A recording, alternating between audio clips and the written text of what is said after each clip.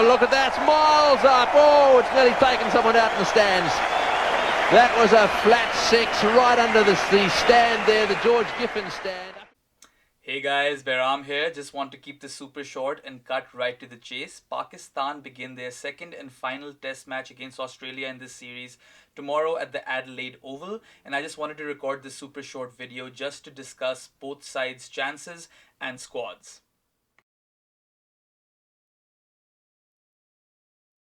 Start off with Australia because I feel like their squad selection for this game should be pretty straightforward.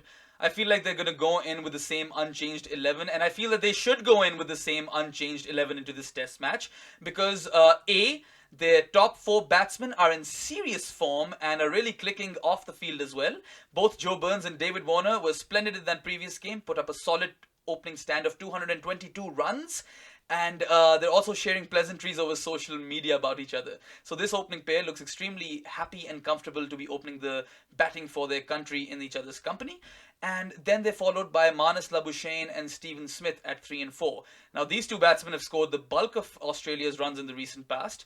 And according to coach Justin Langer, they're also now spending all of their time in each other's company talking strictly cricket. Now, we always knew that Steve Smith was a big nerd for this sport. But now that he has a partner in Marnus Labuschagne, one can only imagine how menacing this middle-order partnership could prove to be for Australia in the future. And it's a really scary thought from an opposition's perspective. But you know what's more scary?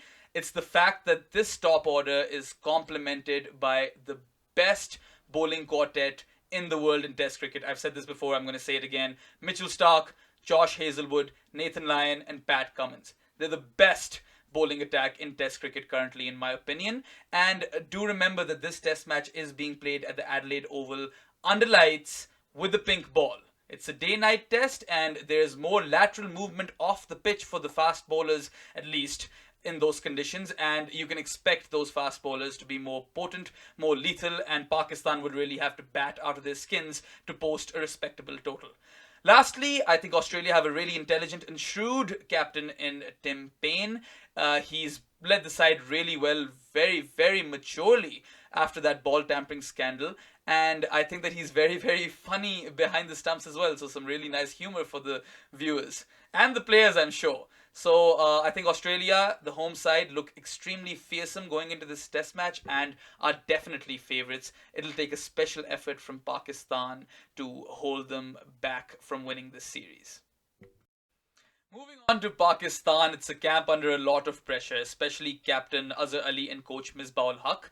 They were both criticised heavily, and rightly so, for not playing Mohammad Abbas in the previous test match at the Gabba.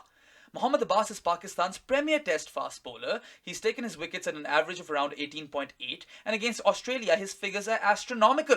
He's taken 17 wickets in 2 test matches at an average of 10.58. So I think Abbas's inclusion for the Adelaide test is an absolute no-brainer. And I think the team will play him as well because they won't risk not playing Abbas for a second game in the row. They went for the form of Imran Khan over Abbas's experience in the previous test. That did not pay off, so I really expect to see Abbas in the lineup for the next test. And then moving on to another selection blunder, Haris Sohail was selected to play at number 3 in the previous test. If you've been seeing my videos, I have been of the opinion that Haris should not have played the test at all. He's had a tour to forget, and then he had a really, really miserable outing in the Gabba test. He scored 9 runs cumulative in both innings, which speaks for itself, but he was really stuck in the crease, feet were going nowhere, looked out of sorts.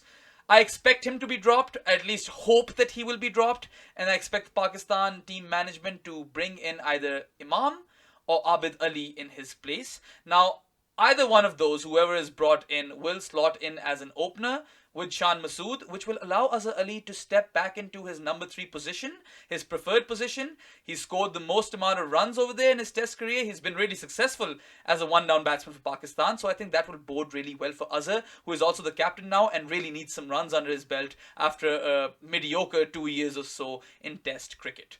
Moving on, I personally feel that Pakistan should be a little brave and go in with like a radical team change by playing 4 fast bowlers and Yasir. So 5 specialist bowlers. Now, I think with Abbas, Shaheen and Naseem will play. They're young, tearaway, teenage fast bowlers. They need to play more cricket to improve, and I think they can be really, really potent with that pink ball under lights. They can get a lot of purchase. So for the fourth fast bowler instead of Imran Khan, I think it might be wise to give Musa Khan a go.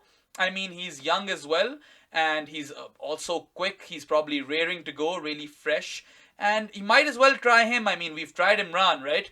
And that didn't really pay off. He had his go. So I think Musa should probably be played. But then Pakistan will never go in with 5 frontline bowlers. So I think I expect Pakistan to play Abid or Imam with Shan, then Azhar, Asad, Babar, Rizwan, Abbas, Naseem, Shaheen, and Yasir. And Iftikhar before Rizwan. Sorry, that's what I expect them to play.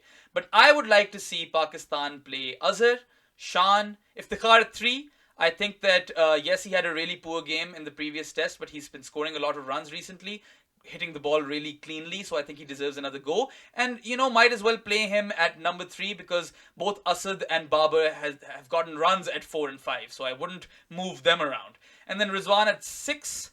Moving on to 5 frontline bowlers in Abbas, Shaheen, Naseem, Musa, and Yasir. So that's the combination that I feel that Pakistan should go in with, because that will allow them to get 20 wickets as soon as possible, and that's the only way I think Pakistan can win this game.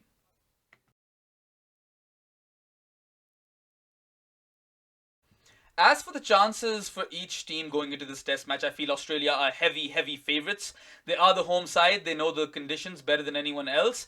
A team in form which has never lost a day-night test match at home. And mind you, Australia have played like 5 day-night test matches at home. They've won all of them. So they have that obvious edge since they have a lot of experience playing this form of test cricket. And they have that bowling attack. All 4 of those bowlers, especially the fast bowlers, Mitchell Starc, Josh Hazlewood and Pat Cummins, I expect them to wreak havoc with the pink ball under lights. So those are the reasons why I think Australia are clear favourites. But Pakistan should not lose heart. As a sporting side, they should never say never. And they should try to inspire themselves from the positives gained from the last game. Rizwan, Babar, Shan, Yasir, Asad, Shafiq, they all had decent games. Rizwan and Babar in particular were really good. So they should take that confidence into this game, and they should remind themselves that the last time they played a day-night test in Australia, they nearly chased down 490 and broke records. So there is that bit of hope. And Pakistan will back themselves because they do realize that 60 points are still at stake in the World Test Championship. And if they do manage to win this test match, they will go home drawing the series 1-1, which will be a massive accomplishment. So I hope that sort of stuff does inspire Pakistan to do well in this game. But Australia, for me, are clear favourites. That's all from me, Behram Qazi, in this short of CRIQAZI. It's the first time I'm doing these shorts, so if you have any feedback, please put that in the comments. If you enjoyed this, please like, share, and subscribe. I tweeted Def Mango. The Instagram page is called CRIQAZI. So please like, share, and subscribe, and keep it coming. Keep the love coming. That helps keep me going as well, guys. That's it from me from now. Bye.